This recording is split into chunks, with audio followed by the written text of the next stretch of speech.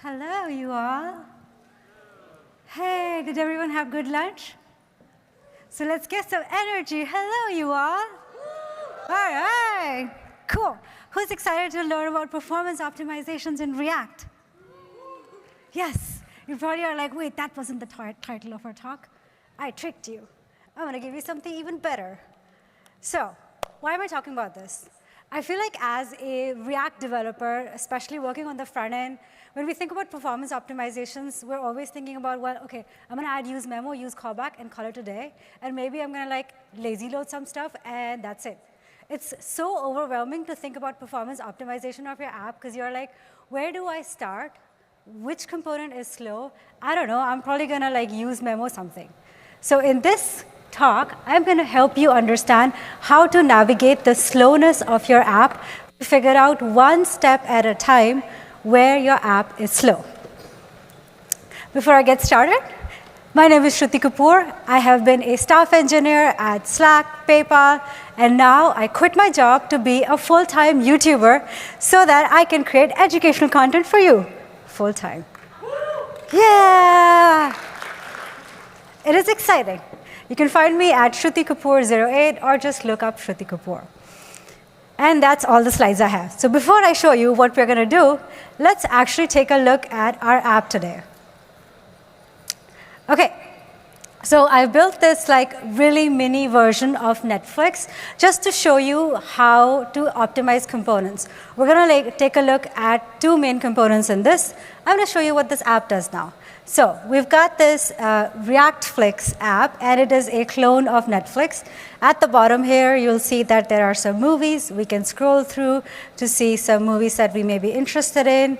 Let's see, K-pop Demon Hunters. Who likes K-pop Demon Hunters? Yay! OK, click on this. And then I'm going to play this movie, OK? So I'm going to click play. It's just me. I don't have the actual video. So basically, that's the idea. That's kind of what Netflix does as well. It'll show you like a list of movies. And then when you click on a movie, it'll show you, usually like in a modal, it'll show you what the movie details are. And then when you click on play, it'll take you to the movie player page. So very brief summary of what Netflix does. But this will help us understand how to optimize the performance of this app. Now, this looks pretty fast, right? Also, I have a sign-in at the top. This app looks pretty fast, right? But let's inspect it to see how we're doing. OK, so how do we inspect it? We're going to go to the network tab. We're also going to disable our cache.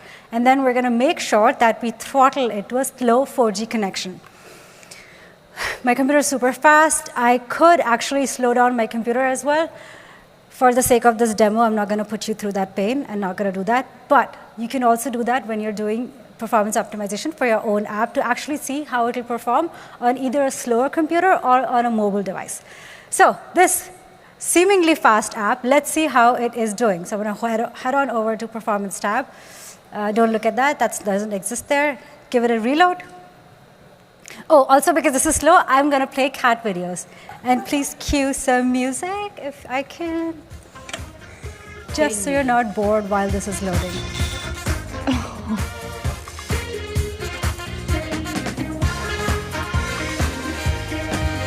No.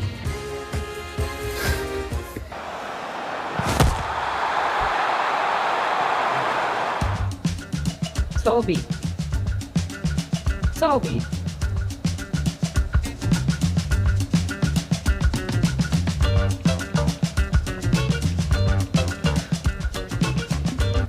OK, that was 30 seconds. If your customers have to wait 30 seconds, you better believe they are not coming back. They probably will never give you your money. OK, so what's happening in this? This took 30 seconds. This was a really slow app, we can all tell, right? Even though it looked pretty fast on a seemingly fast connection, when you actually take it to test, this is a pretty slow app.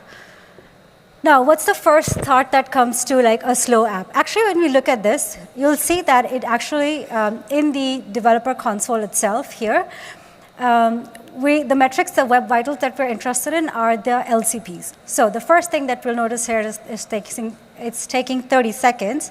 But then Chrome will try to help you out by telling you some of the places where it's slow. So one of the things that we know in a really big app that has a lot of images and videos is optimization of image assets and video assets.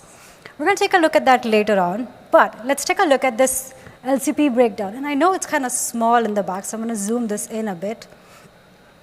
Okay, let's take a look at this LCP breakdown. This is a really helpful panel which shows you what each of your resources are doing. So if you look here, resource load delay means that's how long it takes for the resource to actually load.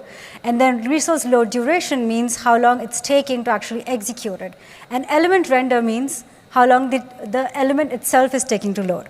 Those are the three main things we have to keep in mind. Of course, time to first byte as well, but for us, notice how long this takes.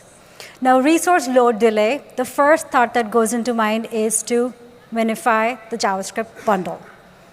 Let's take a look at what our JavaScript bundle looks like right now. Okay, so I've got my local host running here. What I'm going to do is, in a new tab, npm run build, and I'll show you what is really helpful here. So I've got this plugin in here called Vite Analyzer, Bundle Analyzer. I don't know where it is. Let's find out. Bundle Analyzer. I don't know where it is. Oh wait, I'm on the wrong branch. All right, so let's move on to the Git checkout. Step 1, minify. Cool. Okay, so I've got this bundle analyzer added here, and every time I do npm run build, it'll actually show me what my bundle size looks like, and it'll also show me what my current folder structure is and how much each of those node modules is taking. Okay, so now I run npm run build, and let me turn these to false to actually show you the difference here. Okay, run this again, npm run build. Okay, how small is this in the back? Can you all see in the back? Yes or no? No, okay. I knew it. Oh, I can't zoom into the terminal.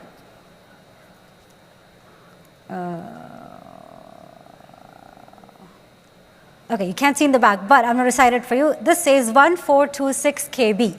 That's the current size of my bundle. The first thing that comes into my mind is, can I minify my code? Can I minify my CSS? And can I actually code split my files? So let's actually take a look at what this bundle analyzer shows me. Now, this is what my current bundle looks like. You'll see the biggest box that is taken here is by React DOM client. This is why you'll see a warning in your console that tells you to use production builds if you are going to production, if you want to optimize for production. This is the reason. It is a pretty big package. But on the right side here, this really giant box is actually my assets. This is the hero background image that I'm looking at, and that actually comes from this big image. This is why image optimization is important. This is how big this image is taking. We're going to get into image optimization in a bit. We know our images are not perfect, but let's take a look at our actual code itself. So there's this tiny sliver here, which is actually my own source code. So my own source code is only 23 KB. Not bad, but remember, this app is a very small app. It literally has like 5 components. So let's take a look at how each of these components are doing. It's kind of hard to actually tell what each of these components, how much they are taking. I can kind of tell that movie detail is 8.73 KB, but I could do a better job if I actually code split. And I'm also going to minify my bundles here and also my CSS. Okay, let's run this build again. Okay, I know you can see in the back, but here it says 533 KB. Just by minifying, splitting, and minifying our CSS, we've come down from 1426 KB to 533 KB. Great improvement. So bundle size already is becoming better. Now, let's actually take a look at what my bundles look like. So, all right, so you saw that the little sliver went away. That's because now I have folders. Now I have my code right here in this small components. Okay, this is actually where my component is. All right, this is so much better to see, to understand which of these components is taking the biggest chunk. Now, which of these components do you think I should look at first?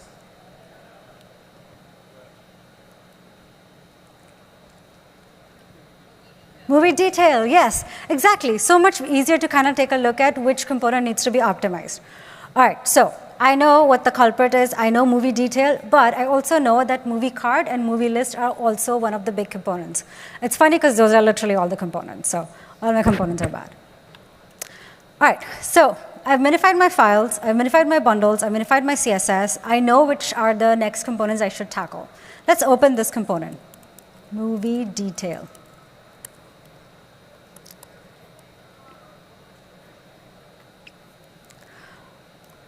I'm also going to open movie list because that's where these components kind of start, and then movie card. Okay, so let me explain to you what this code does. Is it readable in the back? Awesome, cool. Okay, so what does movie list do? Movie list is actually this component here,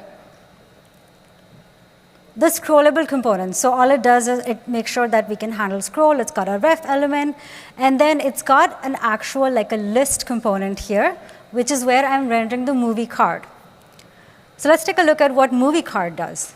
And everything else in this component is literally just a button. So all this does is render a bunch of movies. Now this movie component passes down, movie card component is a map on movies. So how many movie cards I render is going to depend on how many movies I have. Let's actually think about how many movies I need. So I imagine I'm Netflix. I have like thousands and thousands of movies, right? But the user is only looking at, what, like 5 movies here, like 5 or 6 movies. So imagine a case where I have 500 movies that are in my trending now, and I've rendered all of them through my list. I am wasting so many DOM components just rendering all of them. The user may never even scroll to them. That is a lot of wasted resources. We can prevent that by using something called virtualized list. By using virtualized list, I only need to render the amount of list items that the user is actually looking at, and maybe just a little bit more around the viewport, so that when the user scrolls, it actually looks like a continuous scroll. This way, I prevent rendering 500 list items and only render maybe like 10, thereby reducing the number of DOM elements I already have. Virtualized list is a whole concept in itself. I want you to remember that whenever you have list components, think about how many nodes you're going to be rendering in the DOM, and if you can reduce the number of components that you're rendering. We're not going to take a look at virtualized list, but that's something I want you to keep in mind. All right, so we know movie detail has some problems. It has this, movie list. Movie list has some problems. It has a lot of movies we are rendering. That's a note we're going to make. We're going to come and take a look at that later. Now, let's take a look at movie card. What does movie card do? So we've got this card component, and it's got this image. This is where I'm actually rendering the image. There's something better I can do with this image. Depending on which viewport the user is using, I could have an optimized version of images so that if the user is on web, I can give them a high resolution image, but if they're on a small computer, or if they're on a low data device, or if they're on a small mobile phone, I can show them a smaller image. So there's a lot of image optimizations I can do as well. But let's keep taking a look at, let's forget about images. There's so much we can do with images, but let's take a look at what we can do with React. Okay, so this image component is actually pretty simple. It's just rendering an image, that's all about it. What's the next component that was, the biggest component that was causing a problem was the movie detail component, right? So let's take a look at what this component is doing. So I've got a movie detail here. This is actually using TanStack router, which basically gives it this ID and lets it know which movie to render. Then we have this hook here called use movie detail. And this is where I'm loading my data. And if you look at this, this is a use effect. Anybody loves use effects? You can say yes, yes, you can say yes. I love use effect. Yes, thank you. Use effect gets a lot of bad rep, but if you know how to use it correctly, they can be very powerful. Now, in the absence of a data fetching library, what is the hook you're going to reach for to fetch data?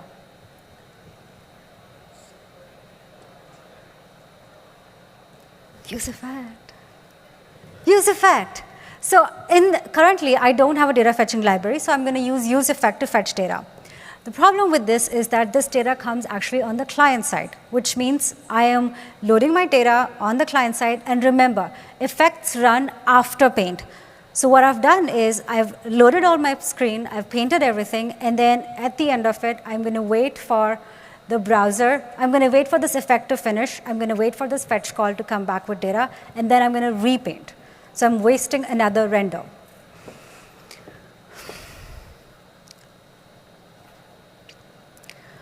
But before we start changing our use effects, just remember that if you have use effect, one thing that you need to think about is the dependency of this use effect.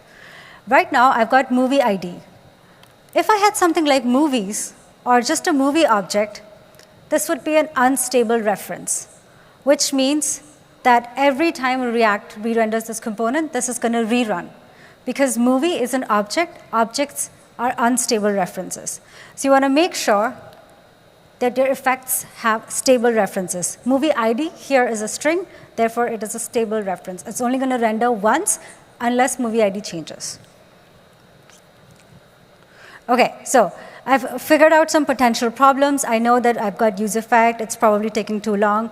But before I start optimizing this, I want to make sure that this is the problem, this is the component that's causing me a problem, okay? Let's check out step 2. Let's do some React optimizations. Now, once I know that movie detail and movie list are the components that are causing problems, the first thought that goes into my head is to memoize this and add callback. With React 19, we get React compiler. So memoization is something that I don't have to do. I get it out of the box because of React compiler. So I'm going to go ahead and add React compiler to this. React compiler actually comes as a Babel plugin. So all I have to do is install Babel plugin and install React compiler. So I'm going to show you what this does to our React components. So we have this handy profiler and this handy profiler and components tab with React DevTools. So I'm going to give this a reload, and we'll see how React compiler plugs in here. Ooh, cat videos.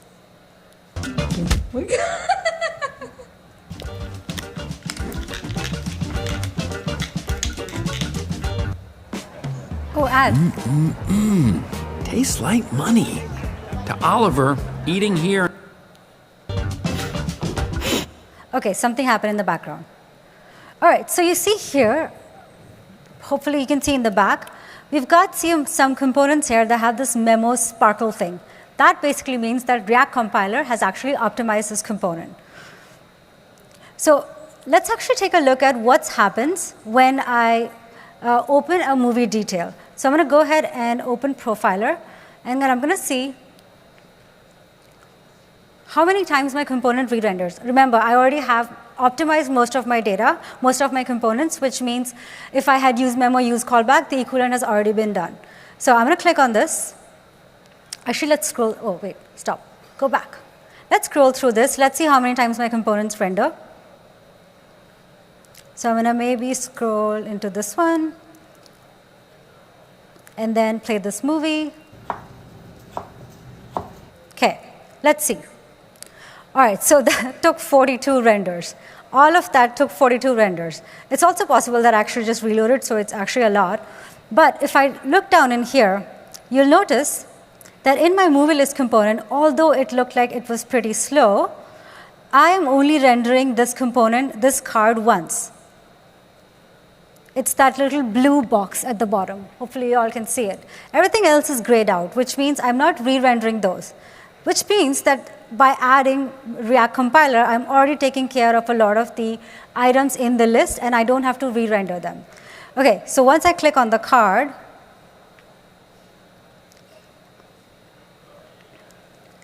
You can see here that movie card is the one that took pretty long. However, look at how long each of these components take. They actually take only an average of 0.7 milliseconds, which is not that bad. But if I look at this really big graph, this actually shows me which component is causing the most problem. I'm actually going to filter this out. And I'm going to say hide commits below, let's say 1 milliseconds, 5 milliseconds. So this will only show me the things that are super slow. OK, now I only have 5 renders that are actually pretty slow. All right, so let's take a look at this movie list. This is actually the biggest blocker here. This is the one that takes the longest. And I think this is the first time this component renders, which is why React virtualization is super helpful here. And the next one that is a problem is movie detail. So we already knew that movie detail is going to be a problem, and movie list looks fine now. OK, so we have 5 components that are slow, or like 5 times that it took long to render. But out of those, the 2 components that are actually the biggest culprits are movie list and movie details. OK, cool. I've narrowed it down further. Now I know which components to attack. Now I know that movie card is also not a component that I need to worry about too much. OK? So what I've done so far is basically added Babel plugin React compiler, used profiler to understand which components take long, and understand how long each of them take. So now this movie detail is taking 15 seconds. That is still pretty long. All right, so movie detail component, we remember why this was taking so long is because I'm rendering this data using a use effect. I am sure that my LCP has probably improved at this point. So let's take a look. I'm going to go to my performance, give this a reload, and cat videos.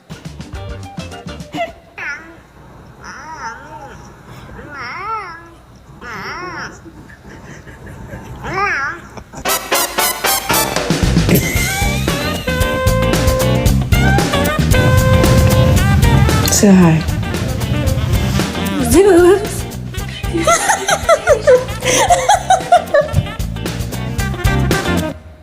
Some of those laughs are very scary. OK, 24 seconds. So all I did so far was minify my JavaScript bundle and add React compiler and figure out which components were slow.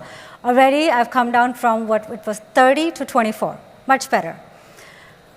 Let's take a look at LCP breakdown. OK, now it's saying that the biggest time it's taking is still element render delay. And remember why this is taking so long. We can actually dig deep into this to find out. But remember why this is taking so long. This is taking so long is because I'm waiting for that network request to come back. What can I do here? I'm on the client side. Ooh, there's one more thing. We can actually lazy load components as well. I didn't get to show you that. OK, so let's do this as well. Because I know that movie detail is the component that's taking the longest, I can also lazy load this. I can do that using React Lazy, and I'm going to lazy load movie card and then movie detail as well. So if I go to movie ID, I'm also going to lazy load movie detail. So basically what this will do is that if my user never actually moves or navigates to movie detail, it won't load. One more performance optimization. OK, but let's do something else. I know that the biggest thing that's taking so long is my use effect, right? So let's go ahead and fix that. Git stash. OK, so I know that this network request is taking so long. What is that I can do? What I could do is I could actually fetch on the server so that the data, when arrives on the client side, is ready to go. And all I have to do is render my component. Let's do that using tanstack start. So I'm going to go to movie detail. Oh, movie card. I think that's where I was rendering my data.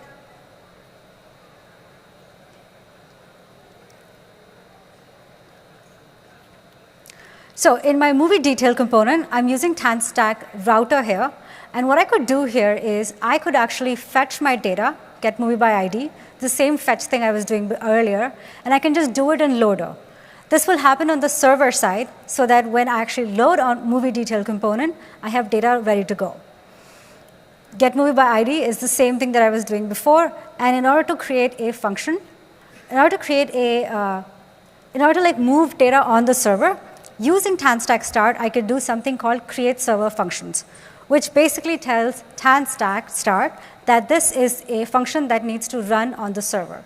You can fetch databases here. You can do anything that should be done on the server. I'm just going to render the same fetch. I'm just going to call the same fetch API here. And rendering data from server is going to be super simple because all I've got to do is return getMovie by ID, which is just a fetch call. Now, when my component loads, my data is ready to go. So I've added movie detail. I've moved this data on the server. Let's take a look at what this MCP looks like. That's all I'm going to do. I'm only going to move it to the server. Let's give this a reload. Oh, wait, I have to run this as well. pnpm run dev. Is it running? OK. All right, give this a reload. Give this a reload. Give this a play.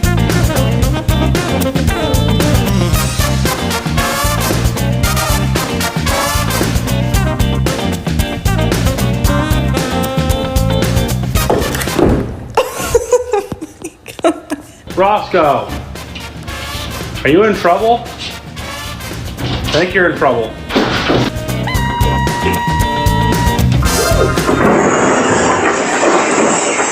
Look at this distinguished gentleman. Look at the way he is sitting. Yes, very distinguished.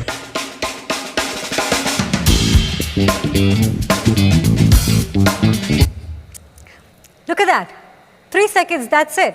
Just moving the data on the server reduced my LCP from 25 seconds to 3 seconds. I'm also going to go back to my main page and make sure that this didn't cheat, actually. So let's go back to main page. And remember, I was fetching movie detail on the details component. So I'm going to give this a reload, make sure that my network is I've disabled my cache. That's good. Give this a reload.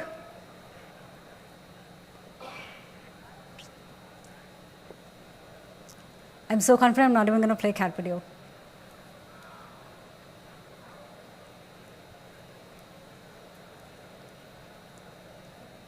Cool, 7 seconds, not bad. So we came down from 25 to 7, and then we came down from 25 to 5, 3 on movie details page. Cool, okay. So now we've moved everything that we can on the server, at least for now. What's the next step we can do? Let's take a look at why this is still slow. If I look at LCP breakdown, OK, my time to first byte is 102 milliseconds, which means there's something better I could do there. But element render delay has reduced a lot. OK, now if you take a look here, it still says that you need to improve image delivery. The next logical step here is to move your images to CDN. That is a big step. There is something better we can do before that as well. And that is lazy load images. So let's figure out how to do that in React. Actually, doing it in React is super easy. We go to our movie card component, which is where I'm rendering images. And all I got to do is add a loading equals lazy. If you're in Next.js, you could also use the image component here. But remember, all images are not the same. In this case, I have this hero banner here, which actually didn't even load at this point. But I have this hero banner here, which actually has a higher priority than all of these images at the bottom. And the reason is because this is my main brand image. When a user lands on this, if this takes too long, for the user it feels like the app is really slow, even though this is the only slow part of my app. So that means that I want to make sure that this image loads first and has the highest priority. In order to do that, all I got to do is go to my image and add fetch priority of high. OK, let's do this. This is also a good time to move your images to CDN. So I've actually moved my image assets to CDN. And at this point, basically, we want to move all of these images to the CDN as well. Now, it depends on where these images are coming from. But one of the good things that we could do is image optimize at this point, which is if you're on a smaller device, send a smaller image. If you're on a bigger device, send a higher resolution image. We don't have time to get into image optimization today, but let's take a look at what we can do with just lazy loading. So I'm going to npm run dev this.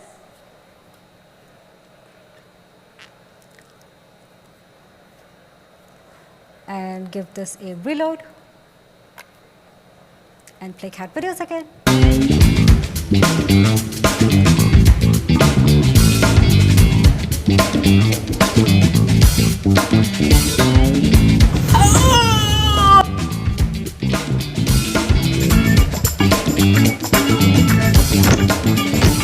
Wow, that actually took longer.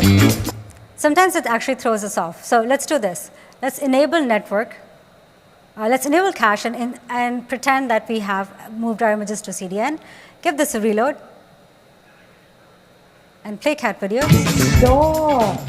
Oh, you figured out what's causing it to not open. Okay, much better. Now we have 1.26 seconds of LCP, which is so much better than 30 seconds, which is where we started. So what did we do?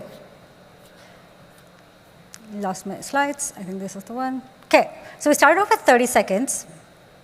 And at this point, we had nothing optimized yet. We've added bundle optimizations, first thing, which is we minimized our components. We React lazied some of the components that we knew were slow. We minified our CSS and our JavaScript bundle, and we came down to 21 seconds.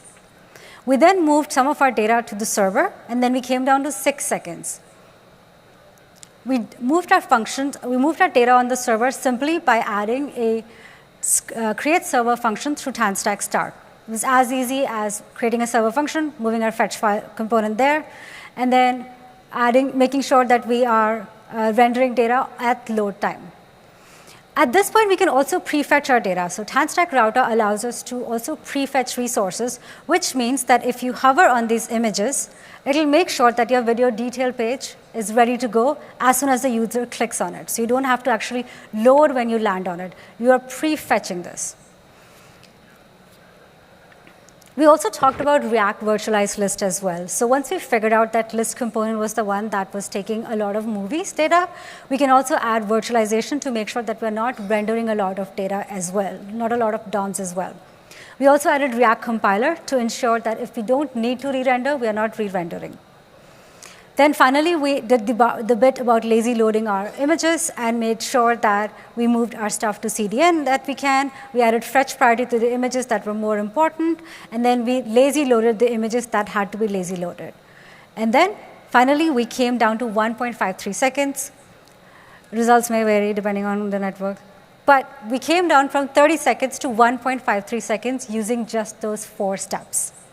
So I hope this was helpful for you to understand how to take your slow component in your app and understand step by step on how you can optimize the performance without blindly just going and adding use memo and use callback anywhere and minifying your JavaScript bundles without actually figuring out the culprit.